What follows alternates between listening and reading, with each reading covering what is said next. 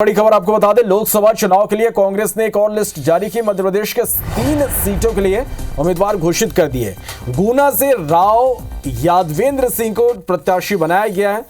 दमोह से तरवर सिंह लोधी यहां से प्रत्याशी बनाया गया। विदिशा से प्रताप भानु शर्मा को टिकट दिया गया। तो यह इस वक्त की बड़ी खबर आप तक पहुंचा रहे हैं, जहां लोकसभा चुनाव के लिए कांग्रेस की एक और लिस्ट जारी कर दी गई है और इसमें मध्य प्रदेश के 3 सीटों के लिए उम्मीदवार घोषित किए गए।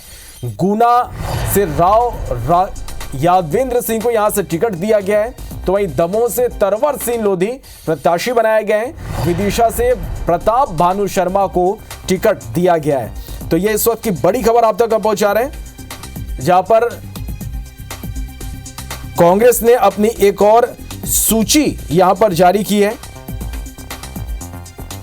और विदिशा, दमोह और गुना इन 3 सीटों पर अपने प्रत्याशियों का ऐलान यहां पर कांग्रेस ने किया है। तो गुना, दमोह, विदिशा में इन 3 सीटों पर अपने प्रत्याशियों का ऐलान कांग्रेस ने कर दिया है। लोकसभा चुनाव के लिए कांग्रेस ने एक और लिस्ट जारी की है, जिसमें मध्य प्रदेश के 3 सीटों के लिए उम्मीदवार घोषित किए गए हैं। गुना से राव यादवेंद्र सिंह को प्रत्याशी बनाया गया है। दमोह से तरवर सिंह लोधी यहां से प्रत्याशी बनाए गए हैं। तो विदिशा से प्रताप भानु शर्मा यहां से चुनाव मैदान में इनको उतारा गया है। तो ये इस वक्त की बड़ी खबर आप तक हम पहुंचा रहे हैं। कांग्रेस उम्मीदवारों की एक और लिस्ट कांग्रेस ने जारी की है। गुना से राव यादवेंद्र सिंह को यहां से टिकट दिया गया है। इसके साथ ही दमोह, जहां से तरवर सिंह लोधी को टिकट दिया गया है, तो वहीं विदिशा से प्रताप भानु शर्मा को यहां से प्रत्याशी बनाया गया है। तो बड़ी खबर है ये इस वक्त की। लोकसभा चुनाव के लिए कांग्रेस की एक और लिस्ट जारी हुई है, जिसमें मध्य प्रदेश के 3 सीटों के लिए उम्मीदवारों का ऐलान किया गया है। चलिए, और इस खबर पर ज्यादा जानकारी के साथ हमारे सहयोगी नवीन सिंह इस वक्त हमारे साथ लाइव जुड़े। नवीन, 3 सीटों पर कांग्रेस अपने प्रत्याशियों का ऐलान कर दिया है।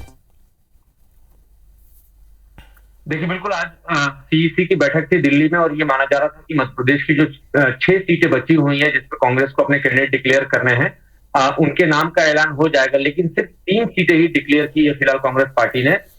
लेकिन इस वक्त की सबसे बड़ी खबर है, शिवराज सिंह चौहान के मुकाबले प्रताप भानु शर्मा कांग्रेस से कैंडिडेट होंगे। प्रताप भानु शर्मा बड़ी प्रोफाइल के नेता हैं, हालांकि बुजुर्ग जरूर हैं, लेकिन इससे पहले विदिशा का 2 बार वो प्रतिनिधित्व कर चुके हैं। 2 बार वो विदिशा से कांग्रेस पार्टी के टिकट पर चुनाव जीत चुके हैं। 2 बार के सांसद वो रह चुके हैं कांग्रेस पार्टी की तरफ से विदिशा से। तो इस बार का मुकाबला थोड़ा तगड़ा होगा शिवराज सिंह चौहान के सामने। थोड़ा उतना आसान नहीं होगा जितना भारतीय जनता पार्टी मान के चल रही है कि विदिशा में कांग्रेस बीजेपी को एक तरीके से वॉक ओवर मिल गया। लेकिन अब प्रताप भानु शर्मा को कांग्रेस पार्टी ने मैदान में उतारा है। हालांकि इसके अलावा एक नाम और था, अनुमा आचार्य, रिटायर्ड विंग कमांडर है, एयरफोर्स से रिटायर्ड है, उनका नाम सुना था। एआईसीसी की प्रवक्ता है, लंबे समय से कांग्रेस पार्टी की बात को दमदारी से रखती आई है, खासकर सैन्य विभाग की बातों को लेकर देश भर की जनता के बीच में वो जाते रहे। तो ये उम्मीद थी कि पैनल में उनका नाम आगे चल रहा था, ये उम्मीद थी कि उनको एक टिकट मिल सकता है। लेकिन फिलहाल प्रताप भानु शर्मा को कांग्रेस पार्टी ने अपना अधिकृत उम्मीदवार बना दिया। इसके अलावा दूसरी बड़ी सीट है गुना से राव यादवेंद्र सिंह को पार्टी ने टिकट दिया। यादव समाज से ताल्लुक रखते हैं और जिस तरीके से केपी यादव, जो कि बीजेपी के मौजूदा सांसद थे, उनका टिकट काटा गया और इस तरीके से गुना संसदीय सीट पे लगभग 2.5 लाख से ज्यादा यादव वोटर हैं और उनके बीच में बड़ी एक नाराजगी थी कि उनके समाज के सांसद का टिकट काट दिया गया है। तो इस बात का फायदा उठाने की कोशिश कांग्रेस पार्टी फिलहाल करती हुई नजर आ रही है। अरुण यादव ने भी दावेदारी ठोकी थी गुना से और ये उम्मीद की जा रही थी कि अरुण यादव कांग्रेस पार्टी चुनाव लड़ा सकती है और अगर यादव का आशीर्वाद उनको मिलता है तो अरुण यादव कांग्रेस पार्टी वहां से ज्योतिराज सिंधिया को तगड़ी शिकस्त दे सकती है। लेकिन स्थानीय स्तर पर अरुण यादव का विरोध हुआ और उसके बाद राव यादव का नाम तेजी से आगे बढ़ा और अब फिलहाल राव यादवेंद्र सिंह पार्टी ने टिकट दे दिया है। और उसके पहले से विधायक भी रह चुके हैं, मध्य प्रदेश की विधानसभा में वो अपने क्षेत्र का प्रतिनिधित्व भी कर चुके हैं। तगड़ी प्रोफाइल है। ज्योतिराज सिंधिया के लिए बहुत आसान नहीं होगा ये मुकाबला, क्योंकि गुना संसदीय सीट में 2.5 लाख से ज्यादा यादव वोटर्स हैं, 1.5 लाख से ज्यादा रघुवंशी वोटर्स हैं और कांग्रेस पार्टी की कोशिश है कि इन दोनों ही समाजों का अगर आशीर्वाद कांग्रेस के कैंडिडेट को मिला तो जरूर गुना से कांग्रेस पार्टी की जीत हो सकती है। इसके अलावा तीसरा चुनाव है दमोह से सरवर सिंह लोधी का। सरवर सिंह लोधी कांग्रेस पार्टी के विधायक रह चुके हैं। 2018 में ये विधानसभा का चुनाव जीते थे, लेकिन 2023 विधानसभा चुनाव में वो चुनाव हारे हैं। हालांकि दमोह से दो नाम प्रमुखता से चल रहे थे, रंजीता पटेल का और एक कांग्रेस की विधायक है राम सिंह भारती, लेकिन पार्टी ने सरवर सिंह लोधी को चुना। माना जा रहा है कि दमोह में वोट बैंक अच्छा खासा है, लिहाजा अगर सरवर सिंह लोधी को कांग्रेस पार्टी ने टिकट दिया तो पार्टी को ये इस बात की उम्मीद है कि लोधी वोटर्स के अलावा जो दूसरे वोटर्स को उनका आशीर्वाद मिला तो सरवर सिंह लोधी चुनाव जीत सकते हैं। तो ये 3 सीटों को डिक्लेयर फिलहाल कांग्रेस पार्टी ने कर दिया है। तो पहले ही कांग्रेस की मीटिंग हुई थी, मध्य प्रदेश के नामों की चर्चा हुई थी दिल्ली में, और 6 सीटें फिलहाल बची हुई थी, लेकिन 3 सीटों पर नाम का अनाउंस किया है। अभी मुरैना बचा है, ग्वालियर बचा है, एक और सीट बची है। तो 3 सीटों पर फिलहाल कांग्रेस पार्टी ने अपने कैंडिडेट डिक्लेयर कर दिए हैं। 3 सीटों पर कैंडिडेट डिक्लेयर करना बाकी है। तो ये बड़ा चुनौती कांग्रेस पार्टी के लिए थी कि 6 सीटों पर नाम डिक्लेयर कर दें। हालांकि 19 अप्रैल को फर्स्ट फेज होना है, आज नामांकन की आखिरी तारीख थी, सभी सीटें डिक्लेयर हो गई, सभी ने अपना नामांकन दाखिल कर दिया, लेकिन आज 6 सीटें बची हुई थी। तो 6 सीटों को लेकर लगातार कमेटी की बैठकें होती रही। फिर दिल्ली में सेंट्रल इलेक्शन कमेटी की बैठकें हुई और उसके बाद भी सिर्फ 3 सीटों पर ही कैंडिडेट डिक्लेयर हुए हैं। अभी बाकी है, बड़ी माथापच्ची कांग्रेस को करने की और जरूरत है। कांग्रेस को उम्मीद है कि इस बार मध्य प्रदेश में 29 लोकसभा सीटें हैं, जिस पर कांग्रेस पार्टी 28 लोकसभाओं पर लड़ रही है। तो इस बार 12 से 14 सीटें कांग्रेस पार्टी जीतेगी। ये दावा भी लगातार कांग्रेस पार्टी के लीडर कर रहे हैं कि इस बार नतीजे कांग्रेस के के लिहाज से बेहतर रहेंगे। जो पिछली बार जो नतीजे थे वो सिर्फ 1 सीट कांग्रेस को मिली थी छिंदवाड़ा की, लेकिन इस बार कांग्रेस ये दावा कर रही है कि 12 से 14 सीटें लेकर देश में इंडिया गठबंधन की सरकार कांग्रेस पार्टी बनाने जा रही है और मध्य प्रदेश से इसकी शुरुआत होगी। फिलहाल 3 सीटें और बची हुई हैं, जिन 3 सीटों पर कांग्रेस पार्टी को माथापच्ची करनी है, बड़ी मशक्कत करनी है। 3 सीटों पर दावेदार बहुत सारे हैं। कांग्रेस पार्टी के जातिगत समीकरण भी देख रहे हैं। मध्य प्रदेश की भारतीय जनता पार्टी की सरकार के खिलाफ जो लहर है उसको भी इनकैश कराना है। इसके अलावा प्रधानमंत्री नरेंद्र मोदी और देश की जो मोदी सरकार है उनकी जन विरोधी नीतियों को लेकर भी एक माहौल बनाना है। फिलहाल कांग्रेस के सामने बहुत सारे चैलेंजेस हैं। इन चैलेंजेस में से 3 सीटें तो कांग्रेस ने डिक्लेयर कर दी, लेकिन अभी भी 3 सीटें बाकी हैं। चलिए, तो निश्चित रूप से 6 सीटों में से 3 सीटों पर कांग्रेस ने अपने प्रत्याशियों का ऐलान कर दिया, लेकिन 3 सीटों पर अब भी माथापच्ची का दौर यहां पर लगातार जारी है। देखना होगा कि इन 3 सीटों पर कांग्रेस अपने प्रत्याशियों का ऐलान कब तक करती है। लेकिन जिस तरह से नवीन हम देखें कि बीजेपी ने अपने पत्ते पहले ही खोल दिए थे, अब कांग्रेस ने 3 सीटों पर यहां पर अपने उम्मीदवारों का ऐलान किया है। किस तरह के समीकरण बनाने की कोशिश यहां पर कांग्रेस पार्टी की ओर से की जा रही है, किस तरह की रणनीति यहां पर है कांग्रेस की? देखिए, कांग्रेस के सामने सबसे मुश्किल सीट तो विदिशा है, जहां से पूर्व मुख्यमंत्री शिवराज सिंह चौहान चुनाव लड़ रहे हैं। शिवराज सिंह चौहान इससे पहले विदिशा का 4 बार प्रतिनिधित्व कर चुके हैं और ये वो सीट है जहां से 4 बार शिवराज सिंह चौहान, 1 बार अटल बिहारी वाजपेयी, 2 बार सुषमा स्वराज। तो बीजेपी का एक तरीके से गढ़ है और जिस तरीके से कांग्रेस में एक टूट की स्थिति अभी बनी हुई है और अभी 2 दिन पहले ही कांग्रेस के पूर्व विधायक शशांक भार्गव, जो कि विदिशा प्रॉपर सीट से कांग्रेस पार्टी के 2018 से 2023 तक के विधायक रहे, हालांकि 2023 के चुनाव आ रहे हैं, वो शशांक भार्गव अपने तमाम समर्थकों के साथ अभी से 48 घंटे पहले ही कांग्रेस पार्टी में शामिल, माफ कीजिएगा, भारतीय जनता पार्टी में शामिल हुए हैं और उन्होंने अपना कमिटमेंट बीजेपी के प्रति दिखाया है, अपना कमिटमेंट शिवराज सिंह चौहान के प्रति दिखाया है और उन्होंने अपना कमिटमेंट प्रधानमंत्री नरेंद्र मोदी की तमाम नीतियों के लिए दिखाया है। तो ये सबसे बड़ा चैलेंज होगा कि कांग्रेस पार्टी किस तरीके के समीकरण वहां बिठाने की कोशिश कर रही है। प्रताप भानु शर्मा 2 बार के सांसद जरूर रहे हैं, लेकिन एक लंबे अरसे से प्रताप भानु शर्मा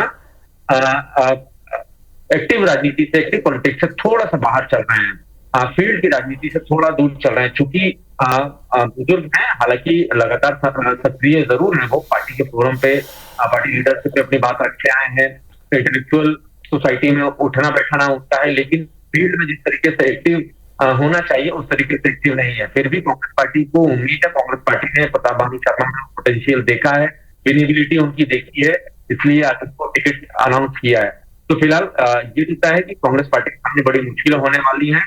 शिवराज सिंह चौहान जैसा एक बड़ा कद का नेता, पूर्व मुख्यमंत्री जो 16.5 साल मध्य प्रदेश का मुख्यमंत्री रहा हो, और लाडली बहना योजना जो मास्टर स्ट्रोक विधानसभा चुनाव के वक्त खेल गए थे, तो ये सारी चीजें शिवराज सिंह चौहान और भारतीय जनता पार्टी लोकसभा क्षेत्र में कराने वाली है। तो ये बहुत बड़ी चुनौती कांग्रेस पार्टी के सामने होगी किस तरीके से शिवराज सिंह चौहान और उनकी तमाम नीतियों से मुकाबला किया जाए। इसके अलावा अगर गुना सीट की बात करें तो बीजेपी ने ज्योतिरादित्य सिंधिया को वहां से टिकट दिया है और ज्योतिरादित्य सिंधिया को हराने वाले तक केपी यादव का टिकट बीजेपी ने काटा है। केपी यादव बीजेपी के मौजूदा सांसद थे और 2019 के लोकसभा चुनाव में केपी यादव ने ज्योतिरादित्य सिंधिया को हरा दिया था।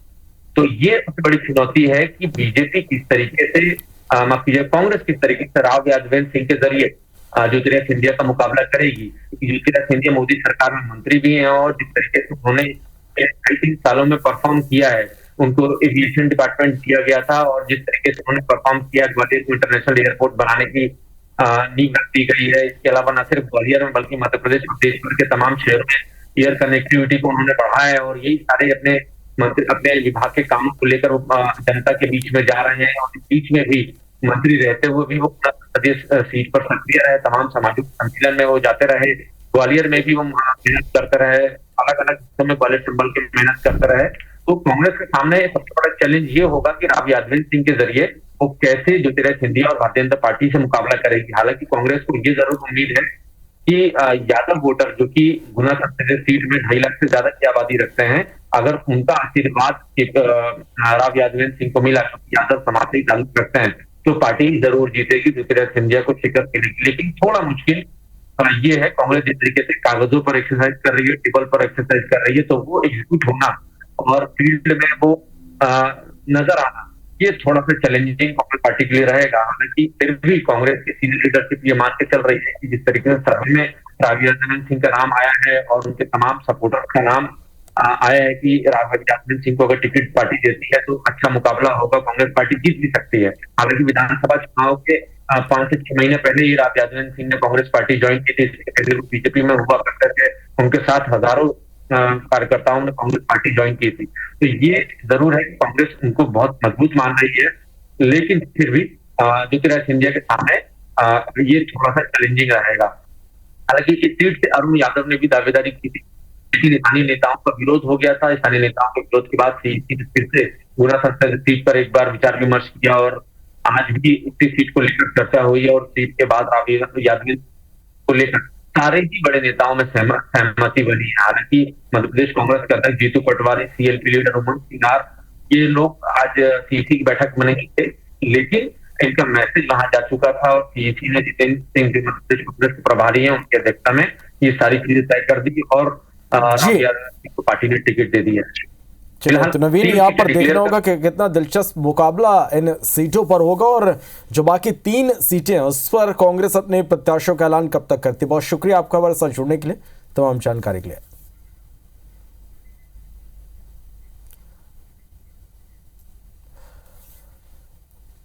चलिए, तो ये बड़ी खबर आप तक पहुंचा रहे हैं जहां पर कांग्रेस ने अपनी एक और सूची प्रत्याशियों की जारी कर दी है और देखिए अब किस तरह से यहां पर मुकाबला होगा। गुना सीट से बीजेपी के प्रत्याशी हैं ज्योतिरादित्य सिंधिया, तो उनका मुकाबला अब कांग्रेस के राव यादवेंद्र सिंह से होगा। इस नाम पर अभी कुछ देर पहले कांग्रेस अपनी सूची जारी किया और इस नाम पर मुहर कांग्रेस पार्टी ने लगाई है। इसके अलावा दमोह की हम बात करें तो बीजेपी की ओर से राहुल लोधी चुनाव मैदान में है, तो तरवर सिंह लोधी को यहां पर कांग्रेस ने अपना प्रत्याशी बनाया।